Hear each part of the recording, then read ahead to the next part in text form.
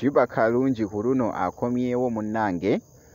n'omutawaana era nga actually abadde yakadde awo abadde yakomawoko e Uganda n'ategeka munnange concert era nga byebimu byengenda okubeera nga nkutuusako mu maaso awo ate nga mu maaso awo era nina munnange wali omuyimbi Pink ne Latinum bandiba mbu bali mu laavu bannange byengenda okubeera nga nkutuusako mu maaso awo era ne Shakibu wali munnange ne mukyala we Zari bannange beeraze amapenzi ngenda kubeera nga mbikutuusako mu maaso eyo kakasa nti nno osubscribinga kosaate n'okulayikinga vidiyo kati kansooke nkutegeezeko esaidi eno ku mwana muwala munnange Shiba Kalungi tukimanyi bulungi nti nno Shiba Kalungi abadde yakadda okuva e Canada oluvannyuma lw'emyezi 9 ng'ali e Canada muganda wange naye yakomyewo ali mu Uganda muganda wange naye nga rehearsals zatandise dda okunyooka munnange ali mu kwesetingira munnange kivulu kye ekigenda okubeera ku Serena esaidi eyo era nga akatambi kano kabadde kakutte omubabiro wali ku mukutu ogwa TikTok kansooke nkakuweeko katono ate ndyoke nkomewo ku maaso eyo.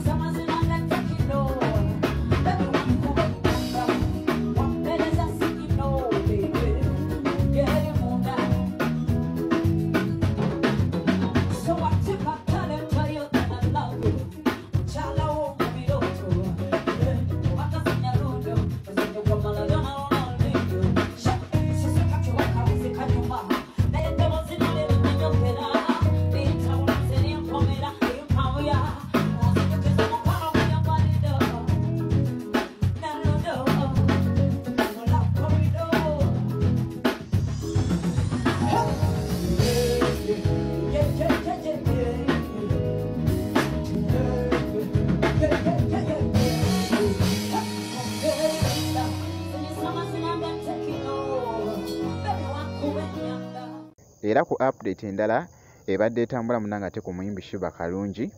abadde yavuddeyo kaawo n'agamba nti nno ali mu kusumulula jjukira nti nno twasembayo wali okulaba nga ali mu studio munnange ng'ali mu kufumba luyimba naye ng'essaawa yonna nkugambye oluyimba lukola ki lufuluma esaidi eyo yagambye munnange agenda kusumulula kye bayita omuziki esaidi eyo yakubanga nkuwa update yonna enaafaayo ku mwana muwala ono munnange ate omuyimbi Shiba Kalungi kati eyo kankugyeeko katugende mu maaso wali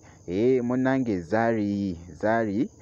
ne Shakibu wali nkugambye obutambi bungi nnyo buli mu kutambula bambi beeraze munnange ate amapenzi era nga womanyi munnange abaagalana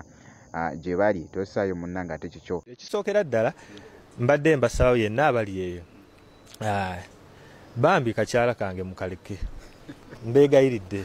I'm serious about this mbegayiridde mumuleke temumuteeka mu bintu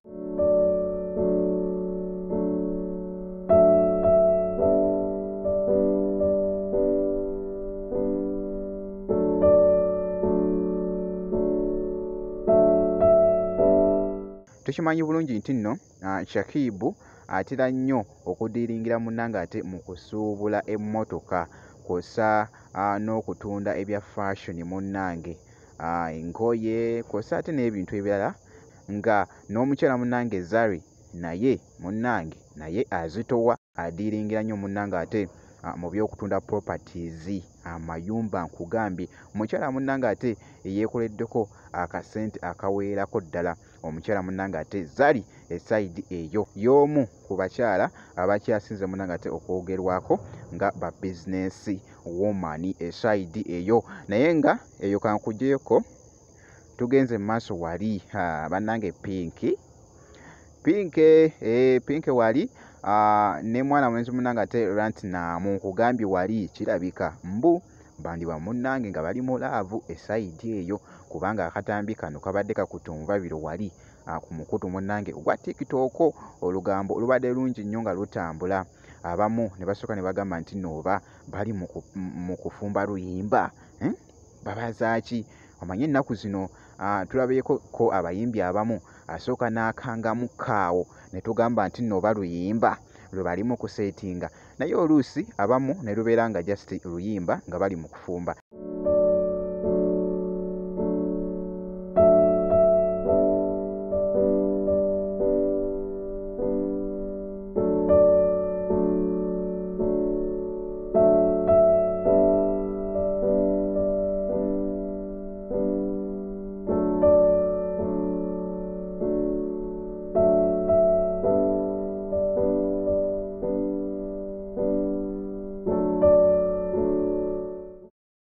Wano kyo kibadde ate kisukkulumye muganda wange okusinziira olugambo nga we lubadde lutambula